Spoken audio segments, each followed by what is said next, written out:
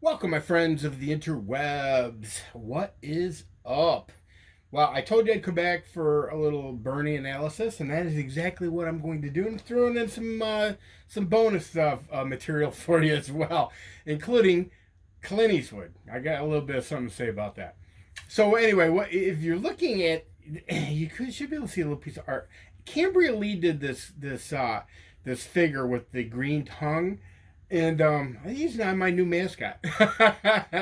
I was gonna, by the way, FYI, I was gonna go out and do this video from the preacher bench today. I just got tied up. I couldn't do it. But as the weather gets better, I will definitely make that happen for sure. So anyway, let's get to the Bernie situation. He just killed it in Nevada. I mean, killed it. I can't even wrap my head around. See, I to be honest with you, this is a good thing for Republicans, okay? Because there needs to be a slight wake up call for people who are, a little lazy. There are people who think that Trump is going to completely destroy Bernie or any really all comers, just going to destroy whoever shows up. And I believe that in my heart to be true as well. Having said that, we all need to act like we're hungry. We need to act like Trump needs us to be there. We need to turn out. We need to turn out. We cannot sit back and go, well, I don't really have to get my shoes on and go down to the polls because, Trump's got this. That's the kind of attitude that will lose you the big game. You see this in football. People, I mean, look, I'm in Toledo, Ohio, and I have literally watched the University of Toledo, a conference team, beat Big Ten teams. Literally, kick the shit out of them. Why? Because I use Penn State as an example. Penn State came to Toledo thinking, it's just going to be an easy win, an easy W, and they weren't up for the game. They didn't take it seriously, and then we had a quarterback that particular year. His last name was Gradkowski, and holy crap, he literally just. I mean, I don't even know. I can't remember how many touchdowns he threw, how many yards he threw, but it was like serious, and they never seen it coming because they didn't take it seriously. And this is my point about the whole Bernie Sanders and Trump thing. Yes, theoretically, any clown that shows up claiming to be a socialist, I don't care if he's added the word Democrat in front of it or Democratic Socialist, Democrat. I'm not sure how he does it, but theoretically, President Trump, who has a proven track record, should just lay waste to Bernie Sanders. But man, this is too important. This is really too important. So make sure you guys get the vote out. Get out there and work for President Trump. So anyway, Bernie Sanders. All right, I will admit that I expected him to do well in what I call commie states. Some of your East Coast commie states. I expect him to do well in California. Illinois. Your commie states. We all know who they are. I just did not expect that in Nevada. Now, I will tell you, depending on who you listen to, it looks like people were voting that should not have been voting. Now, I did hear, and I haven't looked into it, but I did hear the Booty Judge is actually uh, uh, looking into or not like contesting the results. And I don't know if this is about what I've heard, but I have heard rumors that a lot of illegals were voting. Now that is something that we need to nip in the bud. We need to be on top of that because I believe that the reason that Hillary Clinton won the popular vote in 2016 was because California and New York were literally bending over backwards to make it possible for illegals to vote. I know there are people who get really heated when I say that, and they don't believe that that's the case. Of course, mostly Democrats, but I really, truly, in my heart, believe that if people who were here illegally were not voting, then she would never have won the popular vote. I really believe that. Now, I do want to share a little story with you real quick, and I may have told it in the last video, but I don't think so. Anyway, I had to run to the store. There's a store not far from me called Save a Lot, and I needed some Parmesan cheese. That's all I needed. I had made some tuna helper, and I got to be honest with you, I got to have Parmesan cheese on it. And I was out, so I ran over there to get some, and there was a young Mexican guy who, or Hispanic descent guy, or Mexican American, however you want to put it, who was working as the cashier, and I had my Make America Great hat. Oh no, I'm sorry, my Trump 2020 hat on, and I'm in line, and he says, "I love your hat." And at first, it kind of took me back because I didn't remember what hat I had on, and then quickly I remembered what hat I put on. But the thing is, I thought to myself, I wasn't sure if this guy was being facetious, was then going to follow it up with a smart ass comment, but that was not the case. He had told me that his parents came to the United States legally. Okay, they didn't swim across the Rio Grande. They didn't crawl over or under any kind of fence. They came here the right way. They put in their application. They paid their money. They waited their turn. They jumped through the hoops. And they finally got to come to the United States and become U.S. citizens. And he then was born here, not as an anchor baby. His parents were U.S. citizens when he was born. So he told me the story and said that they love Trump. The whole family loves Trump. And well, okay. The truth of the matter is that I can get that. I'd be kind of a little. I'd be a little. I'd have a bit of a chip on my shoulder if I had waited in line and did the right thing, and then I'm watching people come through and they're getting to vote and they're getting all kinds of welfare and they're getting, I'd be a little pissy about that myself. But anyway, back to the Bernie thing. I think that a lot of his support in Nevada came from illegals, and they're all about socialism. That's the thing that kills me. Take Venezuelans for example. I guarantee you, if and I bet you some have managed to get to this country and across the border illegally, I can guarantee you that they're all about socialism. They can't, for whatever reason, digest the fact that socialism made them eat their pets, or made it a situation where they had no choice but to eat their pets. Their cats, their canaries, their dogs. It's just amazing to me. So yeah, Bernie probably looks pretty good to them because they want that. And all these socialists they kind of warp their brains and they start convincing themselves that well, the United States is a wealthy country and has a lot of natural resources and has things that other countries don't have. Forget the fact that Venezuela had tons of oil. But they're like, well, the United States is perfect for socialism because there's so much there. And in some ways, I can almost understand the logic because if you look at some of the Scandinavian countries, they have a stake in the North Sea oil, the North Sea Brent. And their populations are so small and they get all this oil money. A lot of people don't talk about it, but when I went to the Faroes, when I was in the North Atlantic, when I was in Denmark and I was in the Faroe Islands, a lot of the people that I met, they worked on oil rigs. That's what they did for a living. And yeah, you'd be really surprised. So socialism's a lot easier when you have more money coming in than you have a population, which I don't know. We'll just take Denmark, for example. I'm not sure what their population is, but it's minuscule. It's probably the size of Cleveland, Ohio. And to be honest with you, if you've got a lot of royalties coming in from your royalty share from oil, yeah, you could support that many people in all kinds of ways: free education, free healthcare, free all that stuff. The United States is a little more dynamic than that. I mean, we have 350 million that we know of. We probably realistically have 400 million people here. And I get those numbers out of my ass, but I mean, it would make sense with the illegal population coming in. So yeah, I mean, it's a whole lot harder to fund that, and Margaret Thatcher put it best: socialism's great until you run out of other people's money. So, anyway, so I believe that Bernie Sanders probably got a lot of help. But you know what I found interesting, I talked to John Claffel a little bit about this. And John, just so you know, I did not watch that video yet. I promise you I will. John had sent me a video regarding Bernie Sanders, so I'm gonna have to wing this without any of that help. But um, I find it interesting that the deep state, okay, the people that literally call a lot of the shots, at least until Trump started pushing back.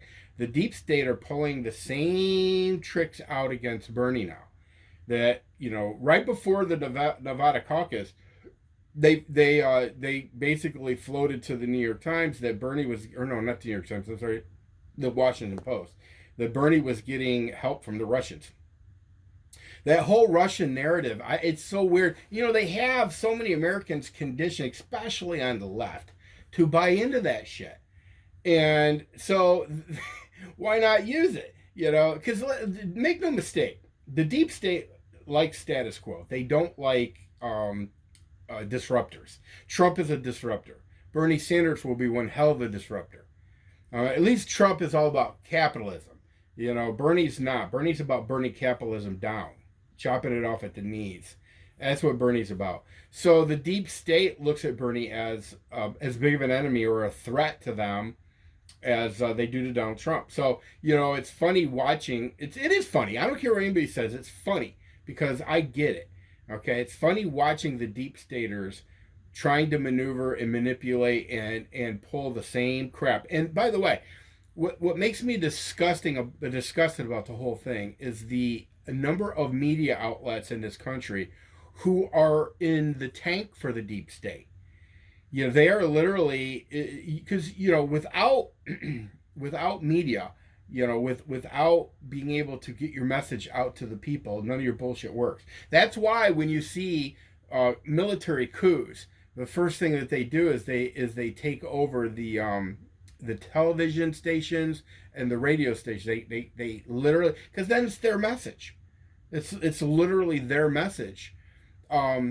And then if their message is, there's a new leader, then there's a new leader. I mean, it's not all that complicated. So you see them trying to pull this. Now, Trump, okay, people can say whatever they want about Trump's tweeting. That saved his presidency, literally. Because if not for him to have the ability to push back in his own words, he would not have survived. He wouldn't have done it. He rallied the American people through his tweets. And the people is still the power. Okay, so ultimately, Trump was able to, because make no mistakes, all of those congressmen that voted against impeachment, all of those senators that voted against impeachment, of course, Mitt Romney did. What?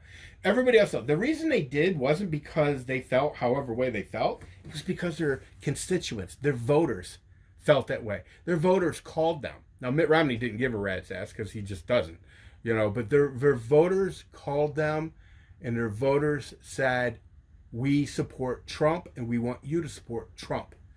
Now, they were that fired up because they got, Trump had the ability to reach out to them. He had the ability to tweet. Now, does he tweet some crazy stuff sometimes? You got to take the bad with the good. But the fact of the matter is, without the tweets, Trump would not still be president. He would have been impeached. He would have been. He wouldn't have been able to rally his base. He wouldn't have been. And by the way, his base is huge. It's huge. But that's a whole other video. So Bernie, getting back to Bernie is a threat to the deep state. Okay, and they tried to backdoor him, and I'm shocked that it didn't work. Not only did it not work, it went polar opposite. Now, but it goes back to what I believe in my heart, that there are a lot of people who voted for Bernie in Nevada that should not have been voting. Now, I may be wrong about that. I have no evidence to back that up. That's just a gut feeling. Sometimes I go from the gut, and because he won by such a huge margin. And I don't care if they were Democrats. You can't convince me that there's that many Democrats that are absolutely pro-communism. I mean, social, what? It's communism. It's what it is. I can't believe. Now, having said that, okay, and this may be a whole another video too, student loan program. I actually had a video. I don't remember what channel. It might be on this channel. I think I called it "The Road to Hell is Paved with Good Intentions."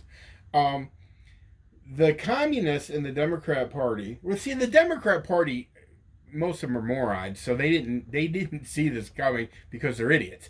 But what they've created is a multi generational debt slavery uh, package or people that they've created debt slaves.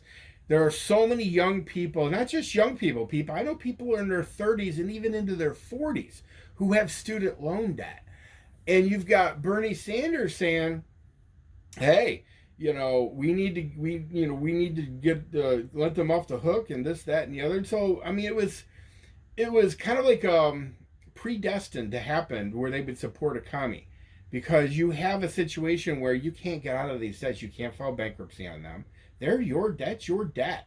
And these universities, that is a whole another video, because I believe in my heart that the universities, the government, the commies, all conspired to do this. I mean, when you were trying to give master's degrees in basket weaving, you know, when tuition went from affordable, where you could actually work your way through school, to impossible to work your way through school, so you had to take the loans.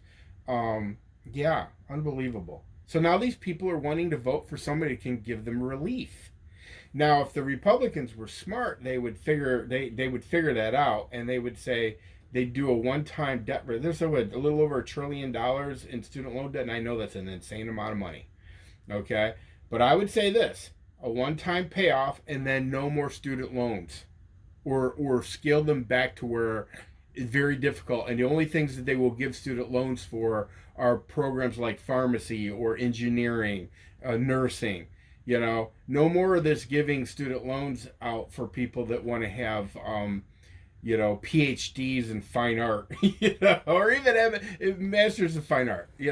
I mean, there's only so many museum curator jobs out there. That's just a fact. So but by the way, overnight, if they did that and they cut student loans overnight, you would see tuition plummet. Now, one of the problems is you've got universities now that are quote unquote too big to fail. And what do I mean by that?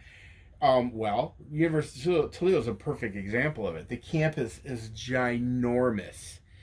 It's like unbelievable how the University of Toledo, which was just a local community college on steroids, now it's just boom. So what do you do when tuition plummets because you've got less people going? I mean, honestly, I think in my heart that there's going to be a lot of pain doled out. A lot of pain. Because I don't know, without student loans and then the inflated cost of a college education, I don't know if a lot of these universities can stand. I don't believe that they can. A lot of them will have to close. They've bought so much property, they've built so many. It's just crazy. I'll have to do a whole video on that, and I'll actually give you a tour of the University of Toledo to show you the insanity that is the University of Toledo. And I only bring them up because they're close to me, but they're a really good example of what's happened. Because it isn't just the University of Toledo; it's the University of Akron. It's all these universities that have just blown up because of this crazy student loan program that did nothing but raise tuitions. I mean, University of Toledo, their chancellor, president, or whoever, makes more money than the governor of Ohio. Wrap your head around that. The whole thing has been a big swindle, a big scam. But now you have a lot of people who can't afford their student loan debt. They're saddled with it forever, and they're looking at Bernie as their savior. I do believe that Trump can take this away from them. I know there's going to be some arguments. I've had this argument when I made this video the last time. A lot of people argued with me about it, and they're like, "Look, you can't let these people off the hook. They signed on the data. Look, they're 18-year-old kids is what they are. Now, don't get me wrong. 18-year-old's an adult, and at some point, you got to be an adult." But I think that it's a whole lot easier to manipulate a young person than it is somebody that's got a little more seasoned to them, a little more life experience. I really do believe that. So, yeah. I mean, like I said, a one-time get out of jail free card or get out of debt free card when it comes to tuition. That's just an idea. Let me know in the comment section what you think. I know what that's going to be, but we need to take that away from the Democrats because it's going to work for them.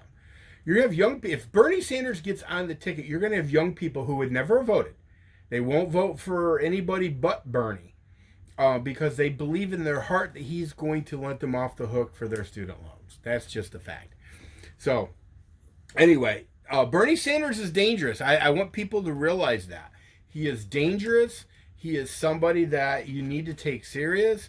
I do think, though, that the deep state is going to figure out a way to take him out.